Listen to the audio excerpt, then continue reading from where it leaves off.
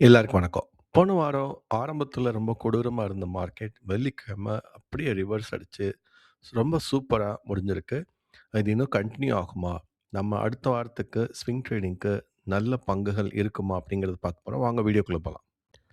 நம்ம ஸ்டாண்டர்ட் கொரிக்கு ஒரு 28 பங்குகள் ஃபில்டர் ஆகி வந்திருக்கு.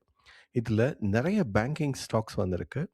இன்ஃபேக்ட் பேங்கிங் ஸ்டாக்ஸ் அடுத்த வாரம் ஒரு டர்ன் அரவுண்ட் எதிர்பார்க்கலாம். அதே மாதிரி நிறைய ஃபினான்ஸ் ரிலேட்டட் ஸ்டாக்ஸ் அதாவது என்பிஎஃப்சிஸும் வந்திருக்கு.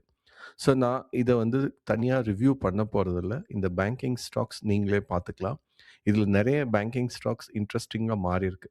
ஆனா மண்டே திரும்ப இது வந்து ரிவர்ஸ் ஆகாம இருந்தா தான் அத நம்ம செலக்ட் பண்ணணும். ஸோ இந்த மொமெண்டம் கன்டின்யூ ஆனா மட்டும் தான் பேங்கிங் பக்கம் நம்ம போகணும்.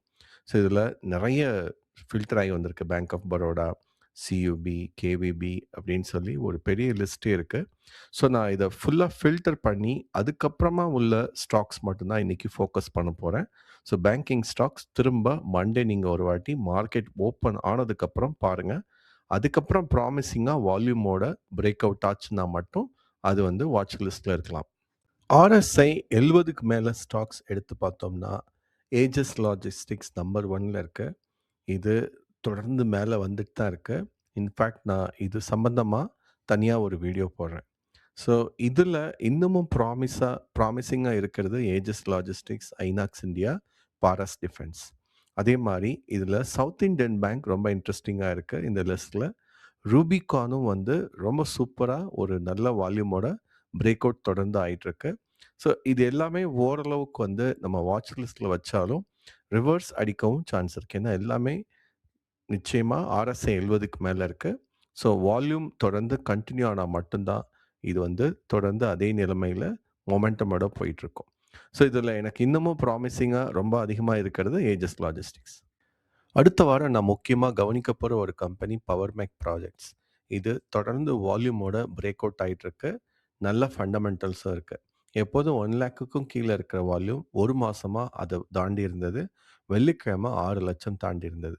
ஸோ வால்யூம், ஆர்எஸ்ஐ, டிஎம்ஏ எல்லா விதத்திலயும் சிக்ஸர் அடிக்கிற இப்போதைக்கு சூப்பரான ஸ்விங் ட்ரேடிங் ஸ்டாக்கா இப்போதைக்கு இருக்கு. ஸோ இத நிச்சயமா அடுத்த வாரம் நம்ம கவனிக்கணும். கடந்த 2 மாசமா ரொம்ப சூப்பரா வால்யூமோட தொடர்ந்து முன்னேறிட்டே இருக்கிற ஒரு ஸ்பெஷாலிட்டி கெமிக்கல் ஹிமாத்ரி.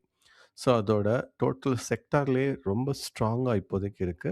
ஸோ இதுவும் பிரேக் அவுட் ஆகி இதோட 52 week high, all time high அடுத்த வாரம் டச் பண்ணதுக்கு நெறைய வாய்ப்பு இருக்கு.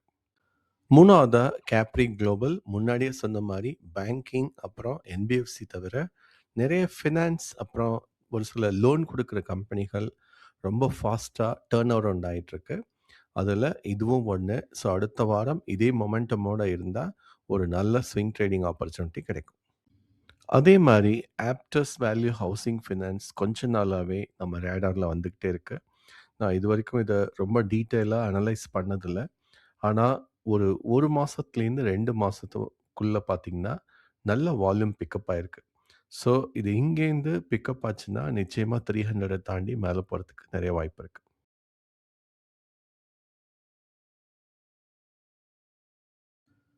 அடுத்ததா எஸ்எல் ப்ரோபேக்.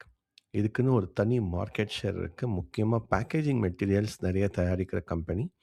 ஸோ, ஒரு டயத்துல நெறைய எஃப்ஐடிஐ வாங்கிட்டு இருந்தாங்க. அப்புறம் டிஐயோட ஹோல்டிங் குறைஞ்சது. இப்போ எஃப்ஐஐ திரும்ப வாங்க ஆரம்பிச்சிருக்க மாரி தெரியுது. ஸோ, இதுவும் அடுத்த வாரம் ஒரு நல்ல பிரேக் அவுட் இருந்ததுன்னா, நல்ல மொமெண்டமோட 251 போறதுக்கு நெறைய சான்ஸ் இருக்கு.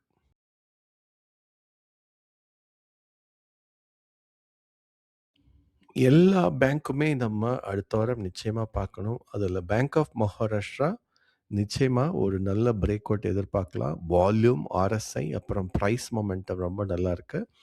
ஸோ பிரைவேட் பேங்க் மட்டும் இல்லாம, நிச்சயமா இந்த பிஎஸ்யூ பேங்க்ஸும் பிக்கப் ஆச்சுன்னா, ஒரு பெரிய டர்ன் அரவுண்ட் எதிர்பார்க்கலாம். அடுத்ததா என்னோட ஃபேவரைட் நெட்வொர்க் டெக்னாலஜிஸ். இதோட பிரைஸ் மொமெண்டம பாருங்க. ஒரே நாள்ல எந்த அளவுக்கு வால்யூம் இன்கிரீஸ் ஆயிருக்குன்னு பாருங்க. ஸோ கிளியர் இன்ஸ்டிடியூஷனல் பையிங் இருக்கிற ஒரு ஸ்டாக்கா தெரியுது. ஸோ அடுத்த வாரம் இது எகிறதுக்கு நெறைய வாய்ப்பு இருக்கு. லாஸ்ட்டா இன்னொரு private bank south Indian bank. இதுவுமே ஒரு பிரைஸ் மொமெண்டம் ரொம்ப நல்லா இருக்கு. வால்யூம் செம சூப்பரா இருக்கு. ஸோ ரொம்ப நாளா தொய்வடைஞ்சிட்டு இருந்த இந்த ஒரு பர்ட்டிகுலர் பேங்கிங் ஸ்டாக் இப்ப நல்லா 52 வீக் ஹை கிட்ட ஆல்மோஸ்ட் வந்திருக்கு. ஸோ இது இந்த 52 வீக் ஹைய டச் ஆச்சுன்னா, இது 60, 70ன்னு போறதுக்கு நெறைய வாய்ப்பு இருக்கு. ஸோ பேங்கிங் ஸ்டாக்ஸ்ல ரொம்பவே இந்த பிரைஸ் கம்மியா இருக்கிறதால, நெறைய மேல போறதுக்கு வாய்ப்பு இருக்கு. பிளஸ் இதோட டிஐ ஹோல்டிங், எஃப்ஐ ஹோல்டிங் பாருங்க, ரொம்ப இன்ஸ்டிடியூஷனல் பையிங் இருக்கிறது தெளிவா தெரியுது. மார்க்கெட்டோட போக்கு ஈரான், யுஎஸ்ஏவோட டீல பொறுத்து இருக்கு. அதுல ஏதாவது குழப்பம் ஏற்பட்டதுன்னா, நிச்சயமா மண்டே அடி வாங்கும். அதர்வைஸ் இப்போதைக்கு உள்ள மொமெண்டம் படி எந்த பிரச்சனையும் இல்ல அப்டின்னா, கேப் அப் ஆகறதுக்கு நெறைய வாய்ப்பு இருக்கு. ஸோ இது நம்ம ரிவ்யூ பண்ண பங்குகள் தவிர, நெறைய பங்குகள் அடுத்த வாரமும் மேல போறதுக்கு வாய்ப்பு இருக்கு. ஸோ அதுல நம்ம வால்யூம், ஆர்எஸ்ஐ அப்புறம் டிஎம்ஏ வச்சு திரும்ப நம்ம ஃபில்டர் பண்ணா, நல்லா ஸ்விங் ட்ரேடிங் பண்ணலாம். ஸோ நம்ம ரிவ்யூ பண்ண எந்த ஒரு பங்கும் பை, செல் ரெக்கமெண்டேஷன் கிடையாது. தொடர்ந்து ஆதரவு தர்றதுக்கு நன்றி.